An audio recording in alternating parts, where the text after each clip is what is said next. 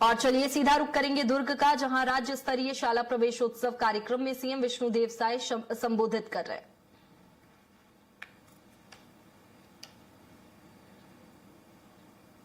यहाँ पर नालंदा, तक्षशिला जैसे विश्वविद्यालय हुए, जहाँ पूरे दुनिया से बच्चे पढ़ने आते थे। और प्राचीन काल में गुरुकुल विद्या ये परिपाटी था। बच्चे जंगलों में गुरुकुल में जाके शिक्षा प्राप्त करते थे। तो हमारे देश में शिक्षा का प्राचीन काल से बड़ा महत्व है।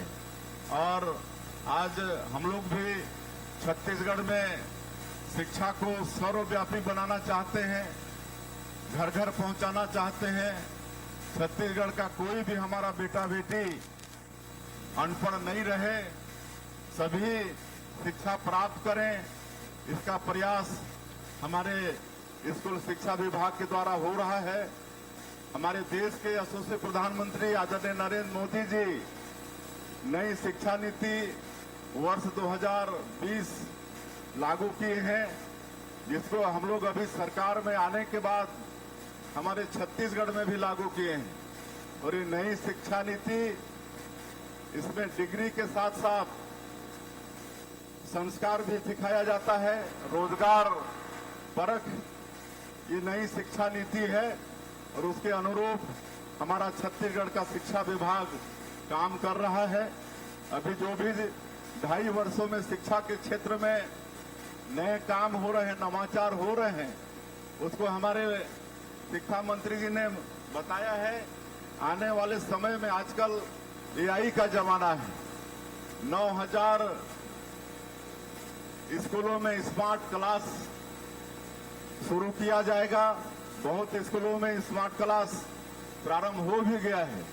तो इस तरह से हम लोग अपने बेटा बेटियों को शिक्षा के लिए व्यवस्था देना चाहते हैं। हर स्कूल अच्छा हो, छात्रावास अच्छा हो, समय पर उनको किताब मिल जाए, गणवेश मिल जाए, इस तरह की सारी चिंता सरकार की तरफ से हो रहा है। ये सब आप लोगों को मालूम है। हम लोग न्योता भोज, शिक्षा में न्योता भोज भी शुरू किए हैं। जो लोग होते हैं, कोई अपने जन्म दिवस के अवसर पर, कोई अपने शादी के वर्षगांठ के अवसर पर, या अपने दिवंगत माता पिता के वर्षीय उनके निर्वाण दिवस के अवसर पर स्कूलों में बच्चों के साथ भोजन करते हैं। इस तरह से हमारे बच्चों को मध्याह्न भोजन तो वैसे भी हम लोग दे रहे हैं, लेकिन न्योता भोज के माध्यम से अतिरिक्त पौष्टिक आहार, इसकी भी व्यवस्था शिक्षा विभाग ने किया है।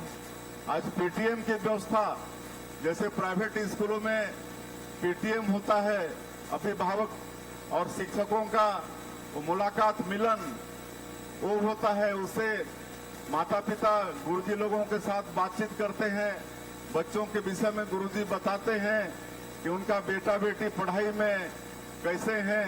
तो ये सब भी जैसे प्राइवेट स्कूलों में पीटीएम होता था, उसको हम लोग शुरू किए। समर कैंप, ग्रीष्म काल में कैंप लगा के भी बच्चों का ज्ञानवर्धन करने का काम ये सरकार कर रही है। तो इस तरह से छत्तीसगढ़ सरकार वचनबद्ध है हमारे बच्चों को अच्छे से अच्छे शिक्षा और शिक्षा व्यवस्था देने के लिए।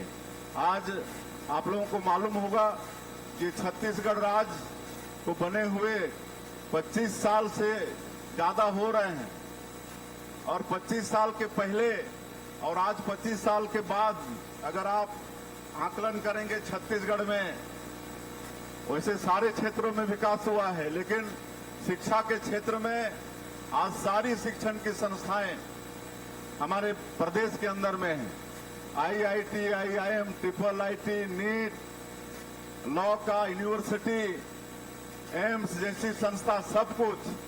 आज मेडिकल की पढ़ाई के लिए जब छत्तीसगढ़ राज्य बना तो सिर्फ एक मेडिकल कॉलेज होता था, मेकाहारा, लेकिन आज 15 मेडिकल कॉलेज हो गया है।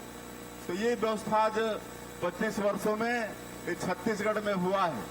तो बच्चों से हमारा आह्वान होगा अभिभावकों से भी आह्वान होगा, निवेदन होगा कि सबका लाभ हम लोग को लेना है, अपने बच्चों को सबको पढ़ाना है। तो आज हम लोग हमारे बच्चे प्रतियोगी परीक्षा में उनको अच्छी सुविधा मिले, इसके लिए आज पूरे प्रदेश में नालंदा परिसर बना रहे हैं।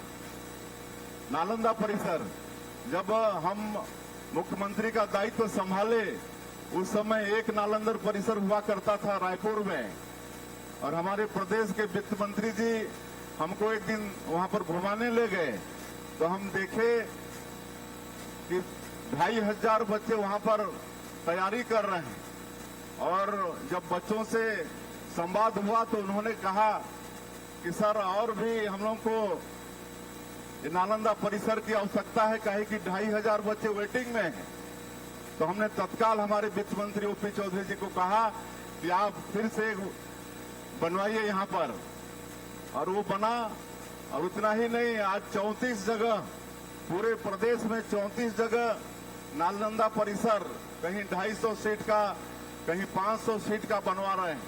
और वहां पर हमारे बच्चों को निःशुल्क में कोई भी यूपीएससी, सीजीपीएससी, कोई भी प्रतियोगिता परीक्षा में बैठना चाहते हैं उसके लिए स्टडी मटेरियल वहीं पर उपलब्ध हो रहा है।